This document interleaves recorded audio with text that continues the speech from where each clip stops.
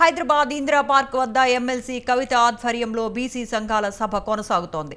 స్థానిక సంస్థల ఎన్నికల్లో బీసీలకు 42% రిజర్వేషన్లు ఇచ్చి ఎన్నికలు నిర్వహించాలని డిమాండ్ చేస్తున్నారు. ఎన్నికల్లో హామీ ఇచ్చిన విధంగా కామారెడ్డి బీసీ డిక్లరేషన్ను కాంగ్రెస్ పార్టీ అమలు చేయాలని బీసీ సంఘాలు కోరుతున్నాయి.